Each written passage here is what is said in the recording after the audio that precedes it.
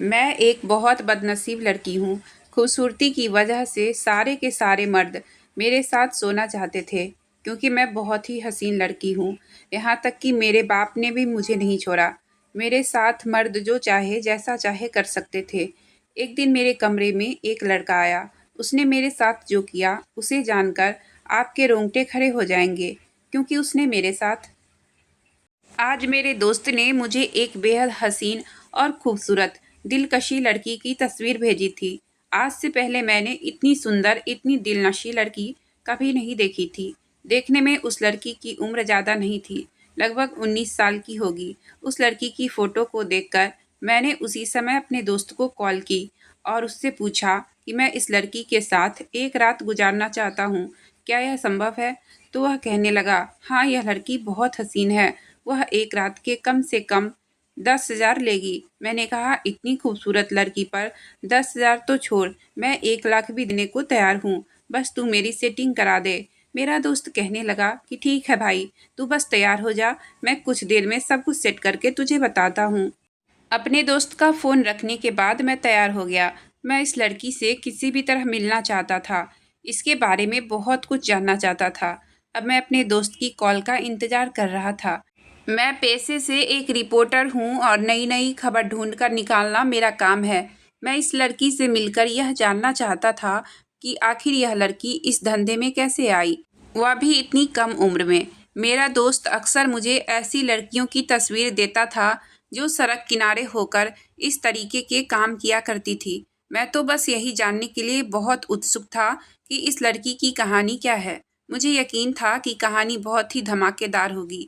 अगर मुझे यह कहानी मिल गई तो मेरे चैनल की रेटिंग बहुत तेज़ी से ऊपर बढ़ जाएगी और साथ साथ मुझे प्रमोशन भी मिल जाएगा। थोड़ा इंतज़ार करने के बाद मेरे दोस्त ने मुझे फ़ोन किया और कहा कि मैं तेरा उस लड़की के साथ आज रात को 9 बजे से 10 बजे तक का टाइम सेट कर दिया है, और साथ ही साथ उसने मुझे यह भी बताया कि मुझे उससे कहाँ और कैसे मिलना है।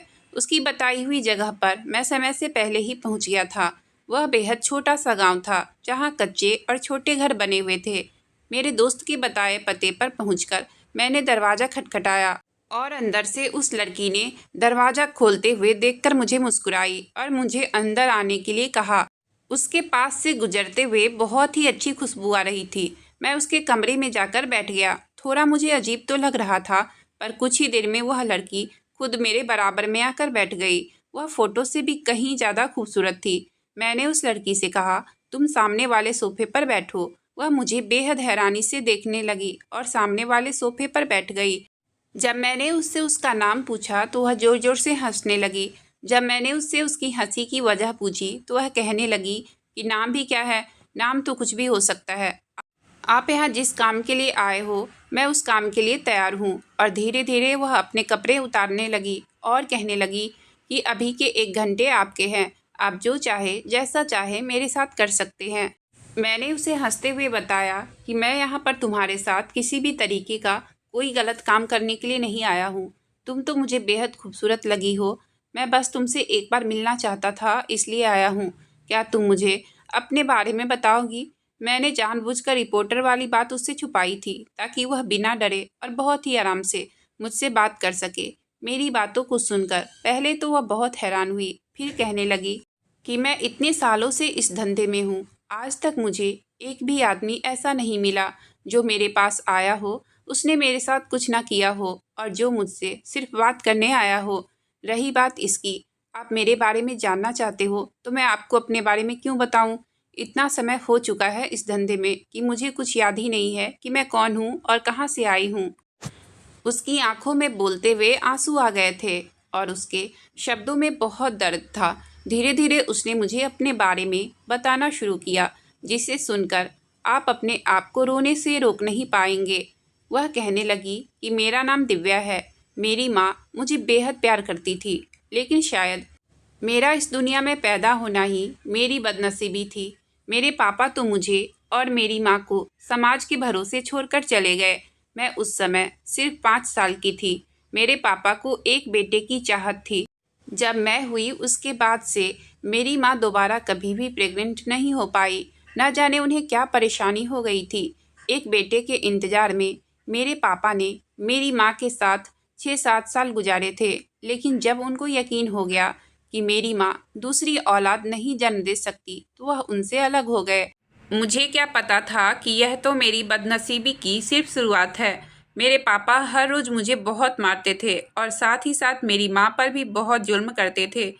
कभी कभी तो ऐसा भी होता था कि 2 वक्त की रोटी के लिए मेरी माँ को मेरे पापा के आगे हाथ पैर जोड़ने पड़ते थे।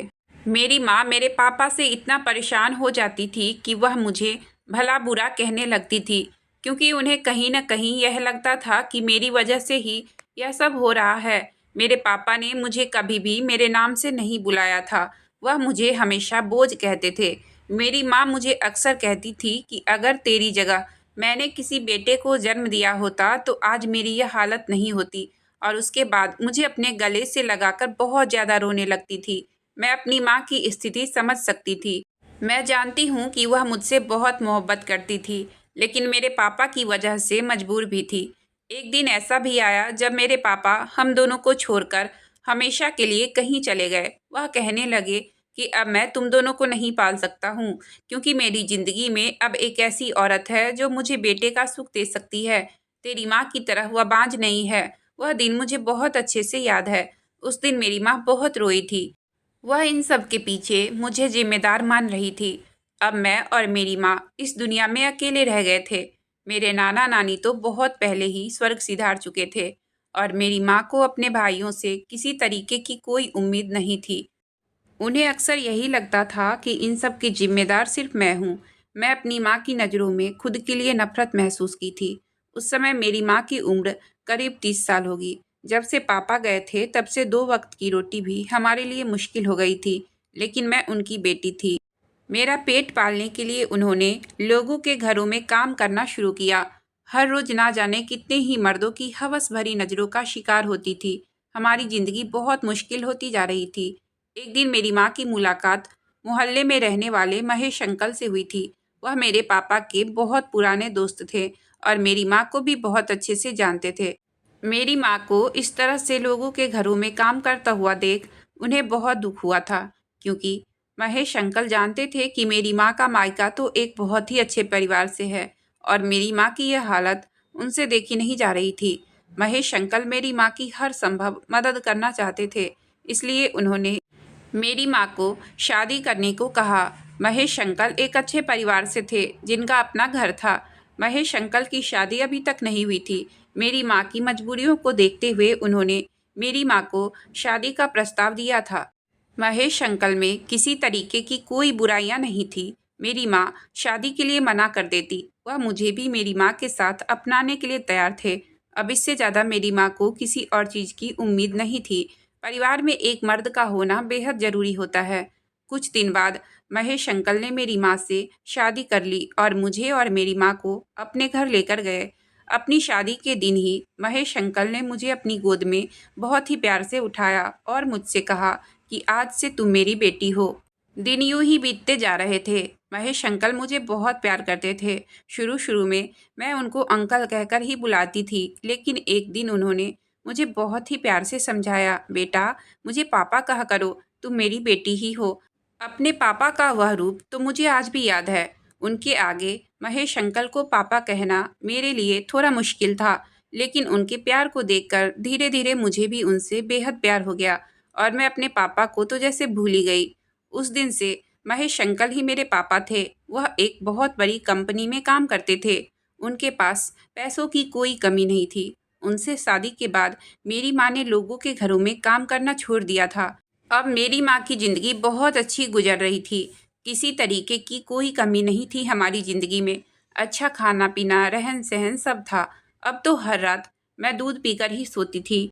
हर त्योहार पर समय समय पर पापा मुझे बहुत सारी ड्रेसेस दिलाते थे। उन्होंने मेरी परवरिश में किसी तरीके की कोई कमी नहीं रखी थी। महेश अंकल के एक दोस्त थे जिनका नाम वीरेंद्र था। वीरेंद्र अंकल लगभग हमारे घर रोज ही आया करते थे। वह मेरी माँ से भी बहुत अच्छे से बातचीत किया करते थे। कई बार तो वह महेश अंकल के पीछे में भी आते थे और घंटों आराम से बैठकर मेरी माँ से बातें किया करते थे। काफ़ी साल इसी तरीके से गुजर गए थे। अब मेरी उम्र लगभग 12 साल की हो गई थी। महेश अंकल ने मेरा इतना ध्यान रखा था कि मेरी हेल्थ बहुत अच्छी हो गई थी। 12 साल की उम्र में ही मैं जवान और खूबसूरत दिखने लगी थी। मेरे शरीर में बहुत सारे बदलाव हो चुके थे। अचानक एक बच्ची से एक जवान खूबसूरत लड़की हो गई थी। मेरा कद भी अच्छा खासा ऊंचा था। माँ मुझे अक्सर कहा करती थी कि महेश के सामने और वीरेंद्र अंकल के सामने चुन्नी ओढ़कर ही जाया करो। धीरे धीरे मुझे यह एहसास होने लगा था कि मेरी माँ को मेरी सुरक्षा का एहसास बहुत परेशान करने लगा है। उन्होंने मुझे महेश अंकल और वीरेंद्र अंकल दोनों के पास जाने से मना कर दिया था। वह मुझे बिल्कुल भी उनके सामने नहीं जाने दिया करती थी। अक्सर मुझे बहाने से मेरे कमरे में भेज दिया करती थी। वहाँ दोस्त बनाने की इजाज़त तो मुझे कभी थी ही नहीं। माँ के ऐसे व्यवहार से मुझे अकेलापन महसूस होने लगा था। मुझे अपनी माँ पर बहुत गुस्सा भी आता था। महेश अंकल ने या वीरेंद्र अंकल ने मेरे साथ कभी किसी तरीके की कोई अजीब हरकतें नहीं की थी। मैं तो कहूँगी कि मुझे अपने बाप से भी ज़्यादा प्यार दिया था उन्होंने। फिर माँ को यह डर ना जाने क्यों महसूस हो रहा था। एक दिन मुझे मेरी माँ ने कहा कि बेटा तुम जाओ, जाकर अच्छे से तैयार हो जाओ। मैंने उनसे पूछा कि क्यों माँ, हम कहाँ घूमने जा रहे हैं? तो उन्होंने कहा कि हम कहीं नहीं जा रहे हैं, तुम बस बहुत अच्छे से तैयार हो जाओ। और यह कहकर उन्होंने मुझे दूध दिया और कहा इसको पूरा खत्म कर लेना और तैयार हो जाना। जब तक मैं और महेश बाजार से आते हैं दूध पीने के बाद मैं अच्छे से तैयार हो गई। उसके बाद मुझे न जाने क्यों बेहोशी का एहसास होने लगा और कुछ ही समय बाद मेरे साथ क्या हुआ मुझे कुछ पता नहीं। जब होश आया तो मैं हॉस्पिटल में बिस्तर पर थी। जब मेरी आँख खुली तो माँ मेरे बिस्तर के पास खड़ी थी। मैंने माँ से पूछा कि माँ क्या हुआ है मुझे? माँ ने बताया कि बेटा तुम वॉशरूम में पैर फिसलने से गिर गई हो और तुम्हें बहुत चोटें आई है। तुम्हें याद है उस दिन मैंने तुमसे कहा था कि तुम तैयार रहना? इसलिए कहा था क्योंकि मैं और महेश तुम्हारे लिए एक अच्छा सा गिफ्ट लेने गए थे। तुम्हें अपना जन्मदिन याद नहीं था। वह गिफ्ट अभी तक वैसे का वैसे ही रखा हुआ है। जब तुम स्कूल से आओगी तो हम तुम्हारा जन्मदिन बहुत अच्छे से मनाएंगे। तब तुम गिफ्ट खोलकर देखना। माँ का दिया हुआ दूध पीने के बाद मैं अपने कमरे में चली गई और लाइट बंद करके लेट गई। पता नहीं लेटते ही मुझे क्या हुआ। मुझे ऐसा महसूस हो रहा था कि मेरी आंखों के सामने सब कुछ बहुत तेजी से घूम रहा है। कुछ अजीब सी बेहोशी लग रही थी। हाथ पैर नहीं उठ रहे थे। ज़्यादा समय नहीं हुआ था कि मुझे अपने कमरे में किसी के आने का एहसास हुआ। जब देखा तो वह महेश अंकल थे, यानी कि मेरे पापा। मैं चुपचाप आंखें बंद करके लेटी रही। लेकिन इससे पहले कि मैं कुछ करती मेरे साथ कुछ ऐसा हुआ जिसकी मैंने कभी उम्मीद नहीं की थी। उन्होंने सबसे पहले मेरा माथा चूमा और उसके बाद उन्होंने मुझसे ऐसी बातें कही कि मैंने जानबूझकर अपनी आंखें खोली ही नहीं। मैं जानना चाहती थी कि आखिर वह पूरी बात क्या है। मैं चुपचाप आंखें बंद करके वह सब सुन रही थी। उसके बाद उन्होंने मेरे हाथ और पैर बांध दिए। इससे पहले मैं अपने आप को छुड़ाने की कोशिश करती, वह मेरे साथ सब कुछ कर चुके थे। उन्होंने मेरे साथ वह सब कुछ किया जो उनको मेरे साथ नहीं करना चाहिए था। उन्होंने मेरी इज्जत के साथ खेला था और मुझे धमकाया था कि मैं किसी को कुछ ना बताऊं, नहीं तो मेरे लिए अच्छा नहीं होगा। फिर उनकी बातों को सुनकर मैं बहुत डर गई थी। अगली सुबह जब मैं उठी तो मेरी तबीयत बहुत ज़्यादा खराब लग रही थी। माँ ने मुझसे कहा कि तुम आज स्कूल मत जाओ, आराम करो, तुम्हारी तबीयत ठीक नहीं लग रही है। और वह मुझे डॉक्टर के पास भी लेकर गई। मैं इतनी ज़्यादा डरी हुई थी कि मैंने अपनी माँ को कुछ नहीं कहा।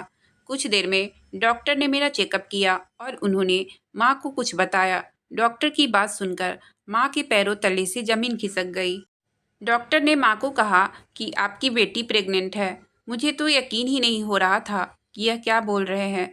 मेरी माँ ने डॉक्टर से कहा यह कैसे हो सकता है, यह तो बहुत छोटी है। पर डॉक्टर ने कहा यही सच है। मुझे अच्छी तरह पता था कि यह बच्चा किसका होगा। अगर माँ ने मुझसे पहले पूछा होता तो मैं उन्हें नहीं बता पाती कि यह क्या हुआ है मेरे साथ। लेकिन कल रात की बात के बाद मैं जानती थी कि यह बच्चा किसका है और यह सब किसने किया है। कल रात को जब महेश अंकल मेरे पास आए थे तो उन्होंने मुझे सब कुछ बताया कि वह मेरे साथ यह गलत काम कब से करते आ रहे हैं। उस दिन जब मेरा जन्मदिन था तो उस दिन उन्होंने मेरे साथ क्या किया था। मैंने अपनी माँ को बिना डरे सब कुछ बता दिया। पर जैसा कि मुझे उम्मीद थी, उनको मेरी बात पर भरोसा नहीं हुआ। मेरी बात को सुनते ही मेरी माँ ने एक जोरदार थप्पड़ मेरे मुंह पर लगा दिया। वह कहने लगी कि हाँ, तुम्हारे पापा ने तो मुझे पहले ही बता दी थी कि तुम्हारी हरकतें कुछ ठीक नहीं लग रही है। इस वजह से मैं तुम्हें तुम्हारे पापा और वीरेंद्र अंकल के आसपास रहने से मना किया था।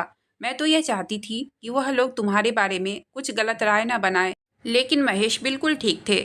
तुम ऐसी ही हो, पता नहीं कब से इस गलत रास्ते पर चल रही हो। मेरी माँ तो मुझ पर इल्ज़ाम लगाने लगी थी। उन्होंने गुस्से में मुझे मेरे कमरे में बंद कर दिया और जब शाम को महेश अंकल आए तो उन्हें मेरे प्रेग्नेंट होने की बात बताई और साथ ही साथ यह भी बताया कि मैंने उनका नाम लिया है। वह गुस्से में मेरे कमरे में आए और मुझे पीटने लगे, कहने लगे कि मैंने तुम्हें अपनी बेटी की तरह प्यार किया और तुम यह क्या कह रही हो मेरे बारे में। पर आज मैं कहाँ चुप रहने वाली थी। वह मुझे पीटते जा रहे थे और मैंने उन्हें कहा कि कल रात को जब आप अपनी हवस मिटाने के लिए मेरे कमरे में आए थे और आपने मुझसे जो भी बातें की थी वह सब मैंने सुनी थी। आप यही कह रहे थे कि उस दिन जब आप और माँ मेरे लिए गिफ्ट लेने गए थे तो आप माँ से ऑफिस का बहाना बनाकर घर वापस आ गए थे और जो दूध माँ ने मुझे दिया था उसमें आपने बेहोशी की दवा मिला दी थी और मेरे बेहोश होने पर आपने मेरा फ़ायदा उठाया और आपका झूठ पता न चले इसलिए आपने मुझे वॉशरूम में ले जाकर धक्का दे दिया। यही कहा था ना आपने।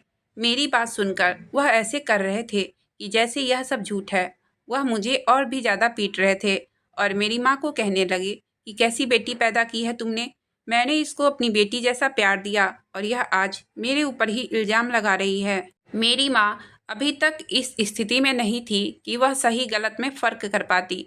उन्हें कुछ समझ नहीं आ रहा था कि कौन सच बोल रहा है और कौन झूठ बोल रहा है, क्योंकि इतने सालों में महेश अंकल ने कभी भी ऐसी कोई हरकतें नहीं की थी कि मेरी माँ को उनके ऊपर जरा भी शक होता। महेश अंकल ने मेरी माँ को कह दिया था कि अब मैं इस लड़की को अपने घर पर नहीं रखूँगा। मेरी माँ ने उनके आगे बहुत हाथ पैर जोड़े थे कि मेरी बेटी को घर में रख लो, इसे बाहर मत निकालो, मैं उसे समझा दूँगी। लेकिन वह नहीं माने। उन्हें लग रहा था कि हो सकता है वह आगे जाकर पकड़े भी जाएँ। उन्होंने कहा कि वह मुझे वहाँ नहीं रख सकते और यह कहकर अपने कमरे में चले गए। मेरी माँ ने मेरी एबॉर्शन करवा दी और घर में सबने मुझसे बात करनी बंद कर दी थी।